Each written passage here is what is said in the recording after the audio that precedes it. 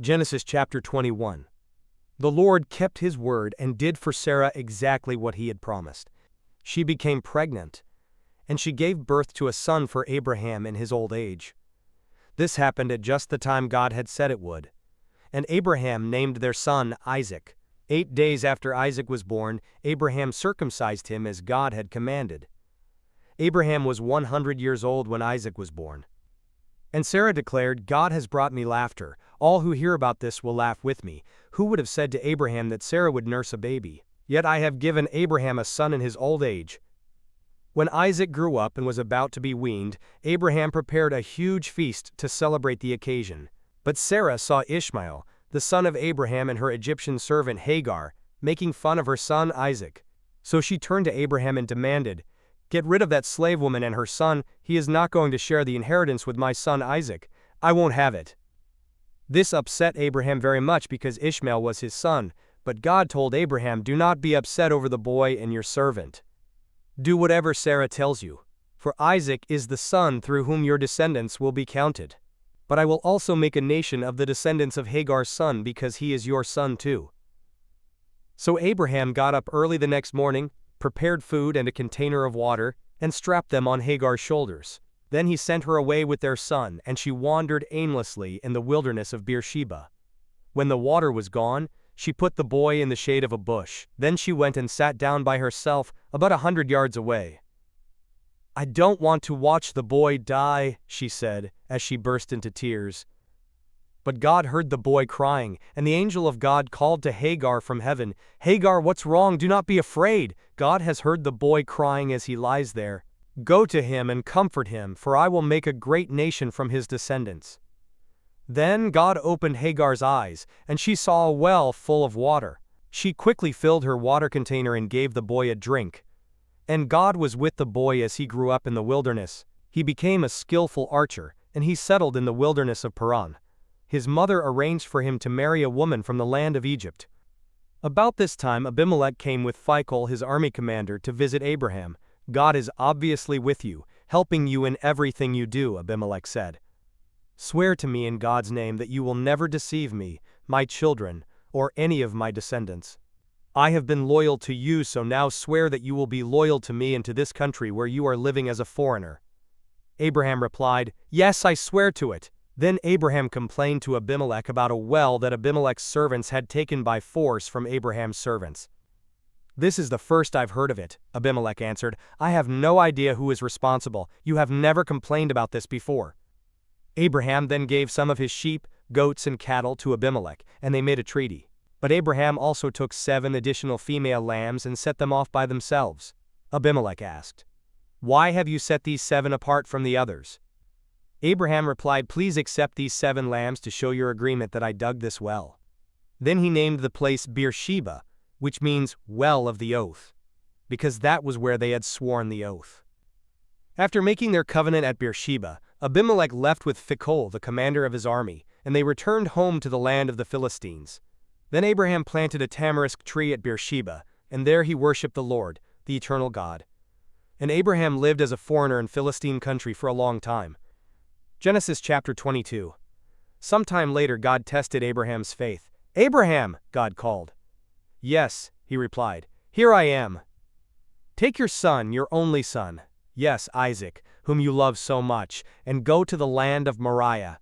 Go and sacrifice him as a burnt offering on one of the mountains which I will show you." The next morning Abraham got up early. He saddled his donkey and took 2 of his servants with him, along with his son Isaac. Then he chopped wood for a fire for a burnt offering and set out for the place God had told him about. On the 3rd day of their journey, Abraham looked up and saw the place in the distance. "Stay here with the donkey," Abraham told the servants.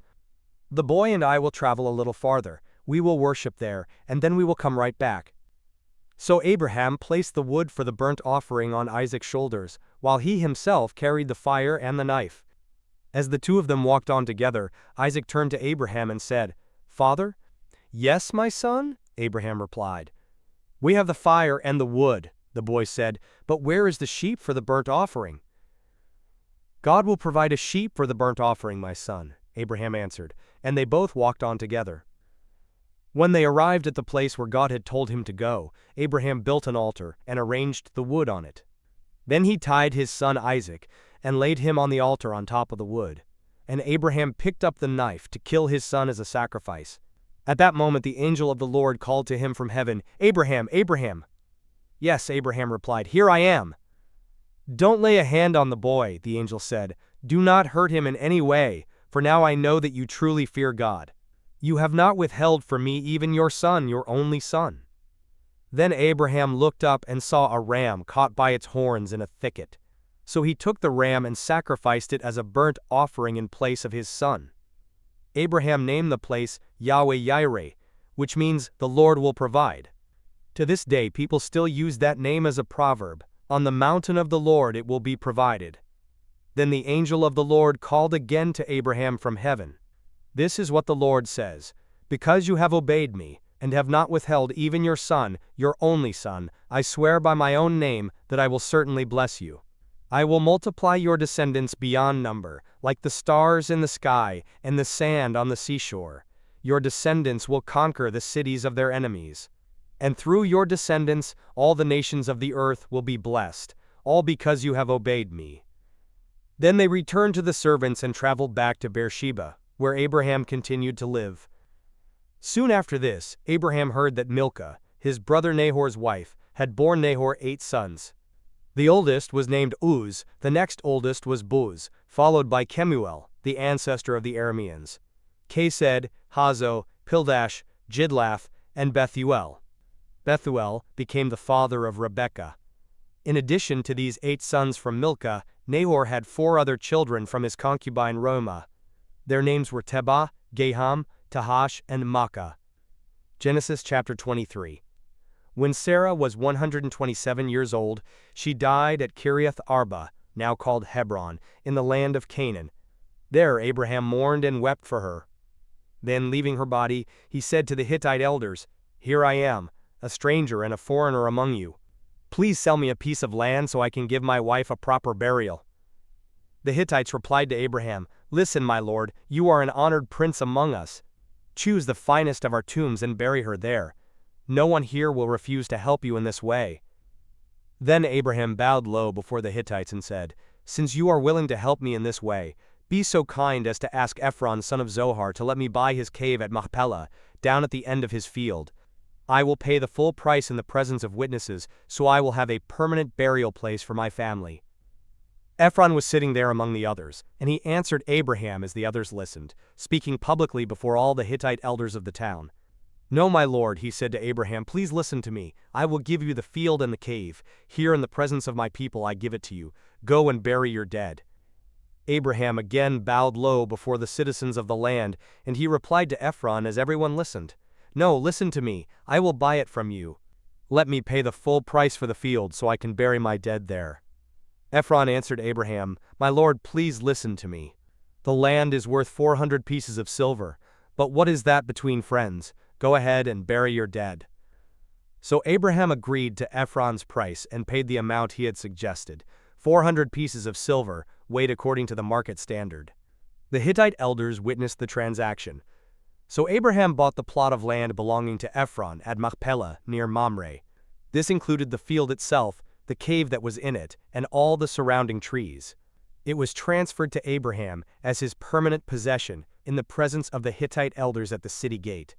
Then Abraham buried his wife Sarah there in Canaan, in the cave of Machpelah, near Mamre, also called Hebron. So the field and the cave were transferred from the Hittites to Abraham for use as a permanent burial place.